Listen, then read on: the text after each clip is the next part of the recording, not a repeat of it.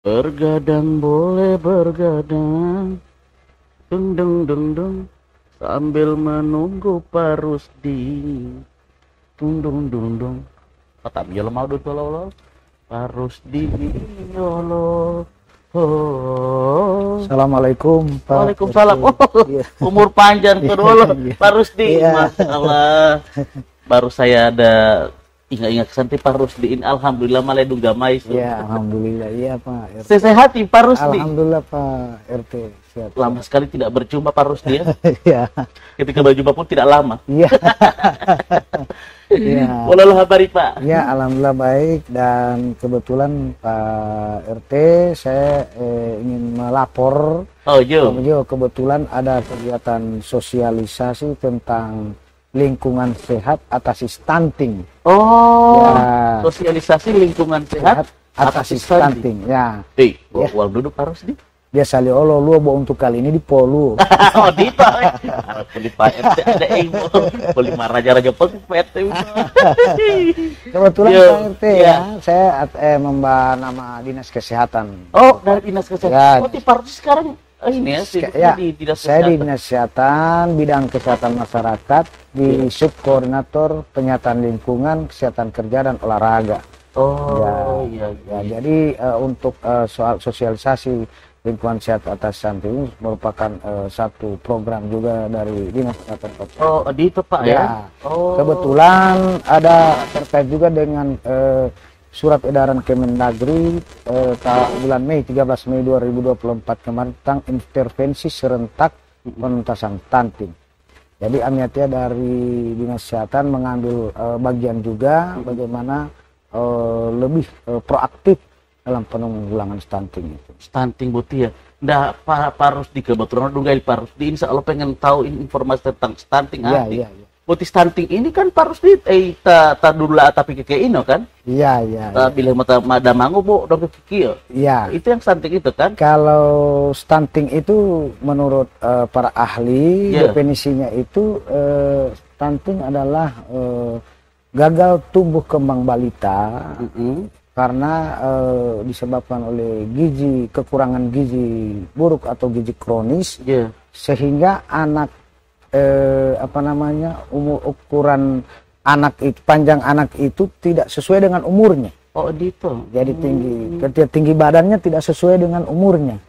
Jadi biasanya kalau dia umur 2 tahun, tingginya masih di bawah 50 cm. Nah, ini yang jadi itu salah satu ukuran. Salah itu ya, ukuran ya. itu. Ya, Oh, stunting. harus pula itu faktor gen atau turunan tidak ya Pak? Kalau memang salah satu masalah kesehatan itu adalah faktor keturunan. Oh iya. Cuma dari hasil penelitian yang paling banyak berkontribusi itu akibat gagal tumbuh kembang balita itu, faktor yang dialami oleh anak balita itu karena ada pola asuh, pola makan, dan jadi sehingga gizi yang berkurang, kemudian orang tua juga tidak. Itu yang paling tinggi, sehingga itu sangat kecil kontribusi kalau faktor keturunan. Oh, pola asuh, pola makan, Dan pola sanitasi, air minum dan sanitasi. Ada hubungan Pak ya? Ya, ada hubungan. Ada. Jadi begini, ketika sanitasi itu adalah terdapat gagal tumbuh kembang balita, jadi penyebabnya itu salah satu ada gizi buruk, kemudian salah satu penyebab juga air minum dan sanitasi. Jadi air minum dan sanitasi di mana konsumsi air minum oleh anak balita itu yang tidak memenuhi syarat kesehatan. Misalnya balita lo ilumo ini Pak air yang kotor, tidak bersih, yang air tidak kotor. bersih. Ya. Itu potensi. Akan terjadi diare. Yeah. Jadi mah mau muntah-muntah bera. Mau metang gue bera-bera muntah. Oh. Bera-bera muntah. Kalau oleh mabar kembang mai Rusdi malali bera-bera mayuhu. Jadi tio agak sedikit lancar ya kan. Muka lu mai. Oh begitu artinya Pak ya. Artinya ketika anak tidak terpenuhi sanitasi air minumnya, maka karena ada pencemaran dari kotoran atau limbah, maka ketika dikonsumsi akan menyebabkan anak tersebut sakit. Akhirnya dengan kondisi sakit maka akan terhambat tumbuh kembang balita, pertumbuhan dari apakah ada range waktu misalnya hanya balita atau setelah balita dia dinyatakan selamat dari stunting? Misalnya dia umur 6 tahun, oh dia sudah tidak kategori infonya potensi untuk jadi stunting atau bagaimana itu, Pak? Menurut teori yang kita dapatkan bahwa memang untuk dinyatakan stunting itu nanti pada umur 2 tahun. Pada umur 2 tahun. Jadi namun karena banyak kasus ya, ketika ada salah satu ibu rumah tangga bilang, "Abu tibeheli pelotutu maiti mas stunting." Ini kan yang sudah sehingga padahal dalam mendeteksi stunting itu mulai sejak ibu wanita atau pasangan usia subur atau ya perempuan yang sudah dinyatakan, yang sudah kawin, sudah nikah, dinyatakan positif hamil. Nah, mulai dari situ pemantauannya, kemudian akan ada timbang ibu hamil akan ditimbang. Jadi dengan jumlah berat yang sesuai dengan umur kehamilan. Ini kan sudah mulai ada. Berarti tak dari itu Pak ya, maksudnya mau dapat tahu DP ukuran itu. Oh ibu ini aman, DP ukuran berat badan saja aman. Ya. Kemudian setelah itu pada saat sudah ibu hamil diperiksa kesehatan, kemudian kunjungan ke posyandu, ini juga mulai saat itu sudah melakukan deteksi sampai melahirkan. Kemudian pada saat sudah melahirkan, maka di situ akan bayi mulai diukur berapa timbang, ngolo tinggi, ngolo berat ngolo panjang lia. Nah, biasanya di ukuran bayi ada dalam itu diberikan tabel-tabel ukuran bayi mulai dari 0 bulan sampai 2 tahun. Itu kurang lebih sudah ditetapkan dan itu menjadi acuan dari petugas gizi untuk menentukan bahwa dia itu stunting. Hilalati apalagi posyandu di parus di elamai lati omok itu waktu paling hilalati mah itu de posyandu karena ada sorba. Memang Pak RT terkait dengan posyandu ini masih lumayan ya kesadaran masyarakat terhadap kunjungan posyandu itu sendiri masih kurang berarti Pak? Ya, artinya tidak maksimal, masih perlu digalakkan lagi Pak RT. Mungkin ada masyarakat di lingkungan Pak RT itu diajak ke posyandu. Nah, dengan berbagai cara kita kesehatan itu membuat sesuatu bersama kader dan pihak kelurahan atau desa itu untuk membuat satu gerakan atau apa saja yang bisa memancing masyarakat, ibu hamil, balita untuk datang ke posyandu. Nah, contohnya itu ada balon, sorba, makanan tambahan. Iya. Nah, makanan tambahan itu otohilabet. Jadi makanan tambahan itu bagi bayi balita. Iya. Gitu. Untuk ngamalati Allah kadang-kadang ada makanan-makanan buti madelo biskuit lo balita itu kadang-kadang medu gamai di kantor di PRT mati malu lamita mali PRT itu apa harus dijam malah itu bawa tuau dulu mau bawa data lihat karena itu hanya ditujukan bagi yang gizi kurang, gizi buruk apalagi. Kemudian PRT terkait dengan kegiatan posyandu dan penuntasan stunting ini ada 3 hal yang jadi dasar untuk penuntasannya, itu pola makan. Jadi pola makan ini makanan yang bergizi yang harus disampaikan ke bayi balita. Kemudian yang kedua pola asuh. Nah, pola asuh ini bagaimana ibu harus misalnya makanan bergizi itu termasuk pola makanan siap saji yang instan itu jangan masuk atau kalau memang ukuran kadar bergizi itu harus ada ukurannya, ada alat ukurnya, berapa ya vitaminnya berapa. Cuma terkadang dari petugas, saya bukan petugas gizi, jadi bukan kapasitas saya, cuma yang jelas bahwa dalam menentukan kadar gizi itu biasanya tanpa ukuran pun mereka bisa tahu dengan menu yang sudah ada. Jadi sudah berapa. Tapi kalau untuk instan itu dia sudah ada bahan tambahan dalam, mungkin ada pengawet, ada apa yang tidak direkomendasikan. Harus hati-hati juga Pak, harus dia. Lanjut setelah makanan Pak tahu baru pola asuhnya. Jadi kemauan dari ibu itu untuk mengasuh bayi Jadi memang terkadang ya karena ada yang rajin mengasuh bayi, ada yang penting sudah makan. Nah, jadi bagaimana memberikan makanan kepada dengan ASI, air susu ibu. Jadi harus memang betul-betul diberikan. Ada yang kan menjaga karena jangan sama di dokter pakai susu. Mama artinya sehingga tidak maksimal asupan gizi terhadap bayi. Arti penting juga itu Pak ya. Sampai ngolo tahun itu tak hepol itu atau pada orang tua. Kalau biasanya itu sampai maksimal itu sampai 2 tahun. Kalau temanku untuk dalam kalau untuk menyusui itu sampai 6 bulan. Wajib mulai dari 0 bulan itu wajib itu 6 bulan. 6 bulan. Ya. Tapi kalau sampai 2 tahun menyusui karena ada kalanya ada yang lewat 2 tahun masih Watnya sampai kalah. Oh kan mungkin juga karena faktor kebiasaan karena di kota wali belum tahu, makanya itu perlu sosialisasi itu. Kemudian yang ketiga itu pola air minum sanitasi. Jadi lingkungan sehat yang tadinya itu lingkungan sehat, jadi air bersih dan sanitasi. Jadi kalau saya jelaskan tadi terkait dengan air bersih. Jadi air bersih harus memenuhi unsur 4 aspek.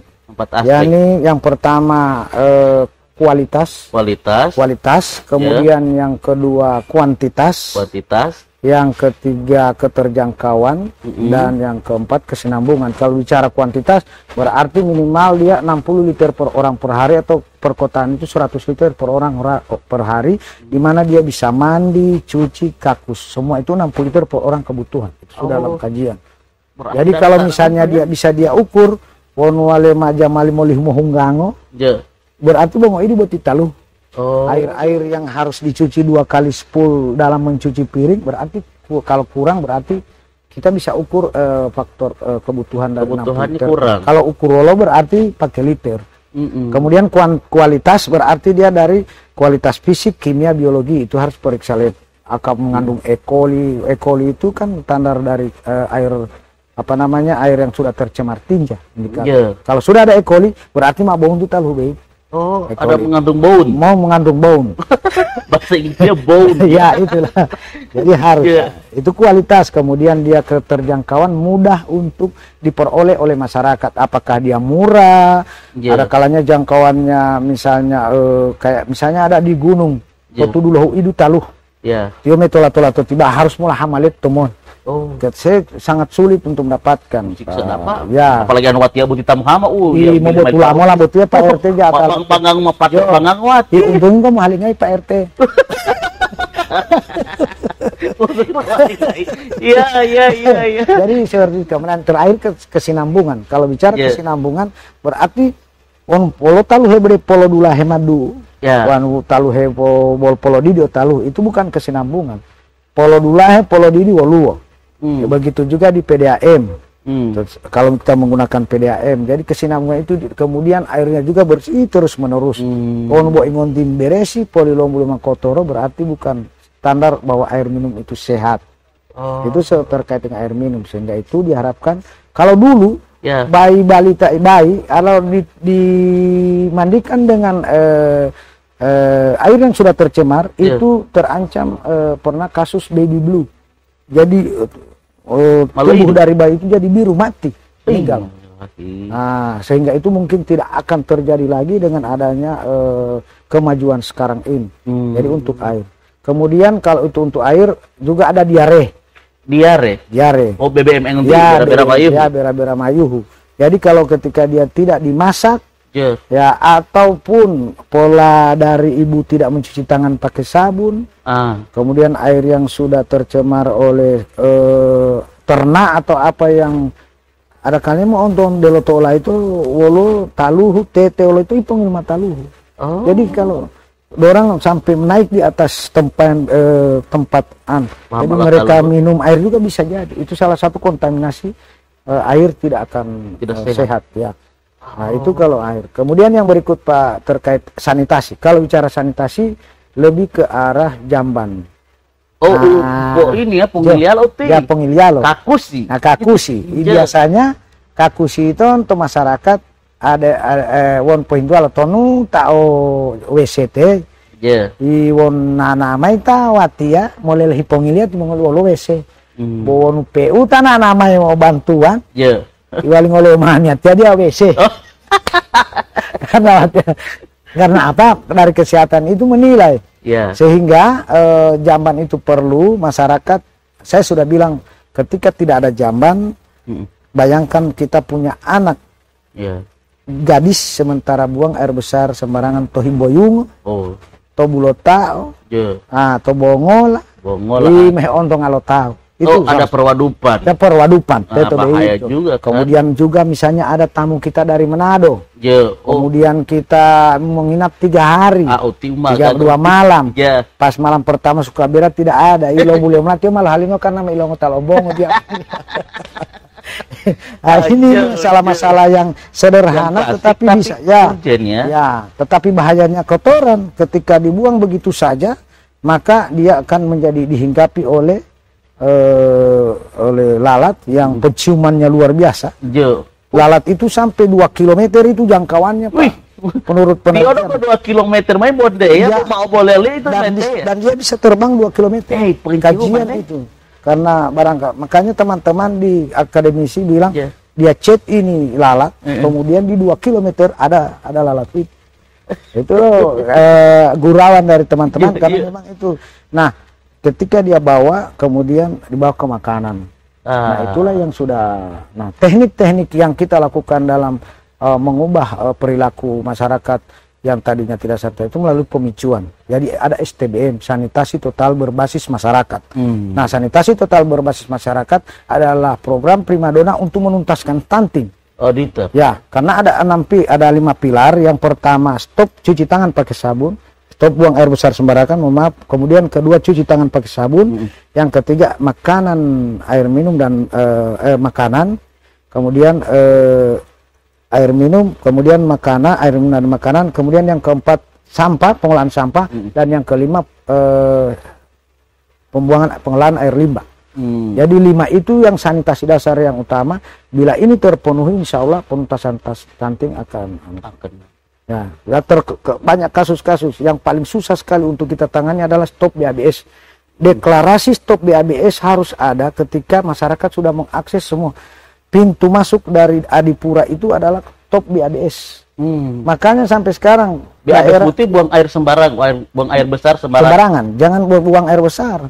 Karena Madima stop buang air besar sembarangan. Jamalinggro sembarangan stop buang air besar kan.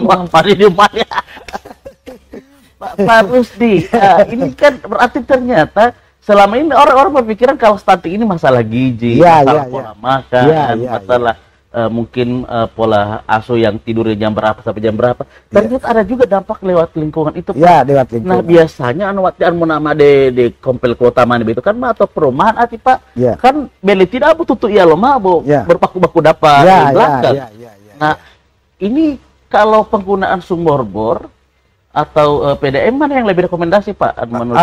Memang dalam hal pembangunan sarana air bersih itu memang harus sesuai dengan standar Permenkes. Nah, terkait dengan air minum itu kalau dulu air bersih ya, sekarang aturannya sudah air minum. Jadi membuat sumur gali yang pertama persyaratannya harus jauh dari tempat sampah, jauh dari resapan dari septic tank, jauh dari limbah, tempat pengolahan limbah atau resapan air limbah, karena itu akan mudah mencemari lingkungan. Kalau PDAM berarti dia sudah dalam bentuk perpipaan. Dikelola dalam air minum terpusat, kemudian dialirkan ke masyarakat, sehingga terkontrol, terjamin. Tetapi kalau di rumah-rumah yang penduduknya sudah padat, nah ini ada potensi terjadi pencemaran air, karena ukurannya air minum, jarak air sumur gali dengan pencemar ini jaraknya paling recommended itu kurang lebih 9 meter ke atas. Kajiannya seperti ini. E. coli adalah salah satu kuman yang ada dalam kotoran. Nah, dia kan indikator kalau air sudah ada E. coli berarti sudah ada kotoran. Nah, E. coli itu sejak dari sumur resapan itu dia akan keluar dan akan mencari air, kan air mengalir. Dalam di hidupnya E. coli itu hanya 3 hari tidak mendapatkan air dia mati. Sehingga dia melakukan perjalanan itu. Jadi perjalanan dalam 1 hari itu dia bisa mencapai 3 meter. 3 meter? 3 meter. 1 hari. Berarti banyak lo Japon alo tama molo tuh apalagi mah polari. Itu dengko bu oyo tuh mau ninggah. Dengko bu oyo. Jadi 1 hari itu 3 meter. 3 meter. Sementara umur hidupnya cuma 3 hari. Berarti 3 hari kali 3 meter berarti 9 hari. Pada 9 meter. Ya, 9 meter. Pada saat 9 meter tidak menemukan air dia mati. Tapi dia kalau menemukan, nah bayangkan banyak sumur gali yang cuma 6 meter. Luar biasa banyaknya kotoran, banyaknya sehingga tidak direkomendasi. Memang E. coli lebih kalau direkom untuk air minum nanti dipanaskan dulu. Tetapi siapa yang bisa menjamin absennya masyarakat dalam hal bekerja di dapur, bisa jadi belum panas sudah diminum dan lain sebagainya. Itu pun tidak menjamin panasnya dia 2-3 kali ondelo hulondalo molombula. Siap behli walau-walaunya dia mah pemutakop. Kan itu kan potensi juga, resiko ya. Berarti kalau definisinya air yang baik itu berarti yang dimasak itu Pak? Ya kalau misalnya yang dimasak itu untuk menghindari jangan sampai ada kuman, bakteri yang ada dalam sehingga dimasak sampai 3 kali mendidih. Itu dulu. Cuman sekarang kan kita sudah menggunakan mama instan Pak ya? Ya mama instan, sudah depot air minum. Sehingga depot air minum yang kita awasi. Dimasuk. Jadi tugas kita juga mengawasi depot air minum. Depot air minum wajib memeriksakan air minumnya ke laboratorium 3 bulan minimal 3 bulan sekali berdasarkan Permenkes nomor 2 tahun 2023. Kalau misalnya depot itu tidak memeriksakan ke lab setiap 3 bulan sekali, maka saya mewakili dari Dinas Kesehatan menyampaikan untuk kepada masyarakat jangan mengkonsumsi air minum yang dijual oleh depot yang bersangkutan, kecuali mereka sudah bisa menampilkan hasil pemeriksaan laboratorium. Kenapa saya tidak menjamin? Karena tidak ada jaminan keamanan. Karena dari 16 parameter yang diamanahkan oleh Permenkes nomor 2 2023 harus di bawah harus sesuai baku mutu lingkungan sana. Kalau melebihi E. coli tinggi dan tidak boleh dijual. Nah, sekarang ada juga yang belum sadar bahwa pentingnya untuk memeriksakan. Padahal utilu mal masyarakat ini dan itu penyebab stunting. Itu berarti bisa sudah pasti itu, penyebab karena akan menyerang anak bayi balita. Akhirnya tumbuh kembang tidak terganggu. Sekarang pernah ada yang berbicara begini, patau maliololo botia anggawat ya tahem potalia tinggal doi lati ya tinggal patama ma pongol ipilel majo. Ketika Anda minum air hanya konsumsi diri sendiri kami tidak ada masalah. Tetapi saat air minum itu dijual sudah ada yang membeli, maka berurusan dengan pemerintah karena harus dilindungi. Seperti itu. Sehingga melalui kesempatan itu saya Pak RT kalau melalui Pak RT bisa menyampaikan juga kepada para depot untuk memeriksakan air minumnya ke laboratorium kesehatan minimal 3 bulan sekali untuk melindungi masyarakat. Ingat bahwa ketika kita menjual air minum yang tidak memenuhi syarat maka kita akan berdosa. Dan dosa kepada manusia. Bayangkan kalau ribuan orang yang minum hasil usaha kita, bagaimana Pak RT? Mahal pamal untungnya ati Allah betul.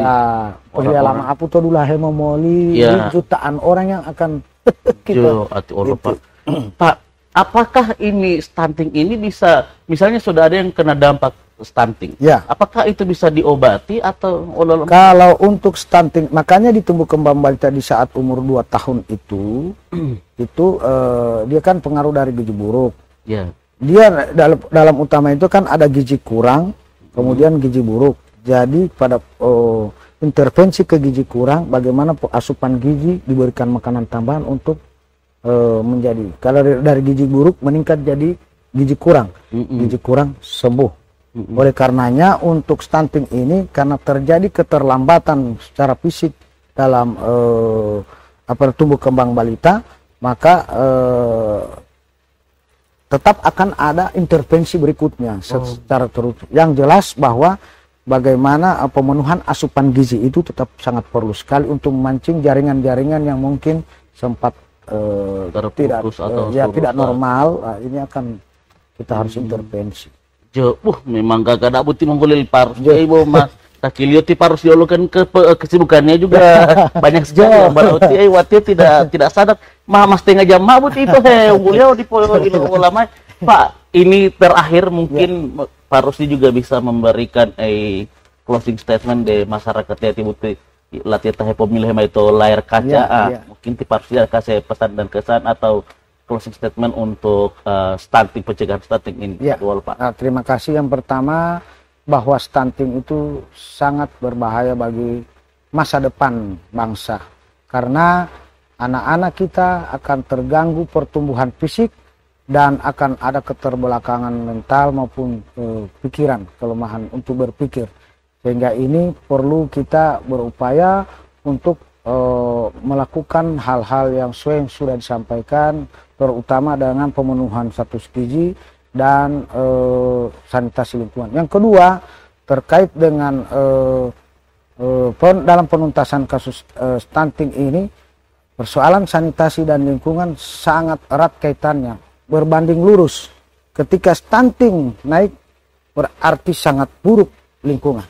Tetapi kalau sanitasi, air minum dan sanitasi ataupun kesehatan lingkungan baik, maka stunting juga akan menurun. Jadi akan ada berbanding lurus.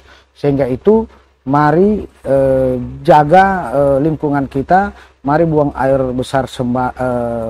besar pada tempatnya, dan mari air minum kita jaga kebersihan dan kualitasnya. Barangkali itu yang bisa saya sampaikan.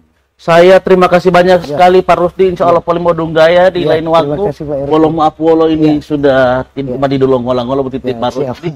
Dan sahabat Pak RT, lapor Pak RT dimanapun Anda berada, nanti terus saksikan lapor Pak RT di media-media kesayangan Anda ya, di TVRI Gorontalo. Assalamualaikum warahmatullahi wabarakatuh. Waalaikumsalam warahmatullahi wabarakatuh.